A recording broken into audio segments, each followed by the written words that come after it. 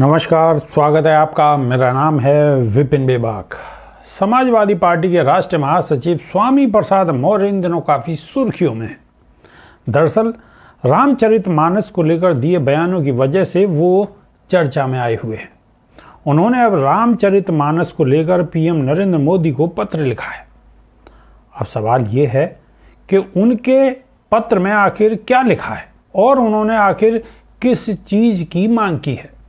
इतना ही नहीं, उन्होंने इस पत्र के माध्यम से रामचरितमानस से उन पंक्तियों को हटाए जाने की मांग की है जिसको लेकर वो विरोध कर रहे हैं।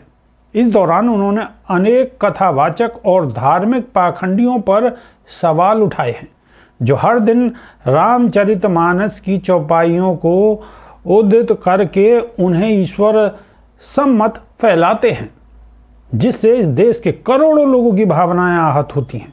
रामचरितमानस को लेकर दिए बयानों की वजह से स्वामी प्रसाद मौर्य कई लोगों के निशाने पर हैं, लेकिन इस बार उन्होंने पीएम मोदी को पत्र लिखकर साफ कर दिया है कि वो अपने बयानों से पलटने वाले बिल्कुल नहीं हैं।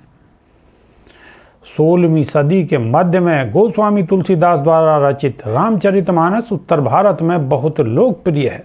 मध्यकालीन सामंती राजसत्ता के दौर में रचे गए अवधी महाकाव्य रामचरितमानस के कतिपय प्रसंगों में कर्णवादी सोच निहित है।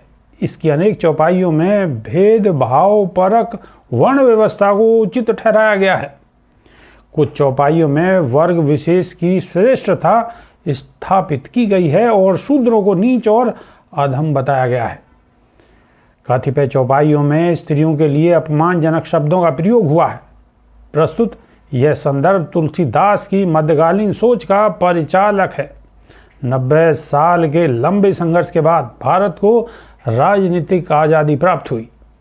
नए भारत के निर्माण के लिए प्रारूप समिति के अध्यक्ष बाबा साहब डॉक्टर भीमराव अंबेडकर ने गहन अध्ययन और गठित परिश्रम से ऐसे संविधान की रचना की जिसमें स्वाधीनता आंदोलन से उपजे विचार और समूचे भारतवासियों के सपने समाहित हैं।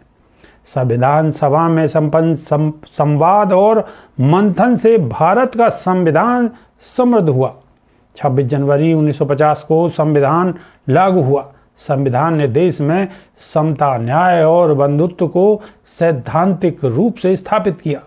बाबा साहब डॉक्टर भीमराव अंबेडकर ने इस बात को स्पष्ट तौर पर रेखांकित किया था कि समता और न्याय को व्यवहारिक धरातल पर स्थापित करना हमारा अभिष्ट है। इसीलिए संविधान के अनुच्छेद 15 में धर्म, मूल वंश, जाति, लिंग या जन्म के स्थान के नाम पर भेदभाव न करने का उल्लेख किया गया है। संविधान सभा के अंतिम दिन 26 नवंबर 1949 को बाबा साहब डॉक्टर भीमराव अंबेडकर ने भविष्य की चुनौतियों को स्पष्ट करते हुए कहा था कि 26 जनवरी 1950 को हम एक विरोधाभासी जीवन में प्रवेश करने जा रहे हैं। हमारी राजनीति में समानता होगी और हमारे सामाजिक व आर्थिक जीवन में असमानता।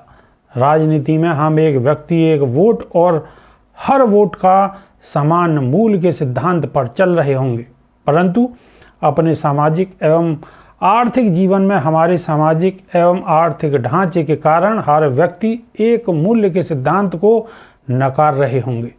इस विरोधाभासी जीवन को हम कब तक जीते रहेंगे? कब तक हम अपने सामाजिक और आर्थिक जीवन में समानता को नकारते रहेंगे? यदि हम इसे नकारना जारी रखते हैं तो हम केवल अपने राजनीतिक प्रजातंत्र को संकट में डाल रहे होंगे। हमें जितनी जल्दी हो सके इस विरोधाभास को समाप्त करना होगा, अन्यथा जो लोग इस असमानता से पीड़ित हैं वे उस राजनीतिक प्रजातंत्र को उखाड़ फेंकेंगे जिसे इस सभा ने इतने परिश्रम से खड़ा किया है। आपको बता दें, रामचरितमानस पर विवादित टिप्पणी का मामला लगातार तूल पकड़ता जा रहा है और पहले समाजवादी पार्टी एमएलसी स्वामी प्रसाद मौर्य ने विवादित टिप्पणी की। इसके बाद सपा विधायक पल्लवी पटेल ने कहा है कि मैं रामचरितमानस को मानती ही नहीं हूँ। अभी के लिए सिर्फ इतना ही। नमस्कार।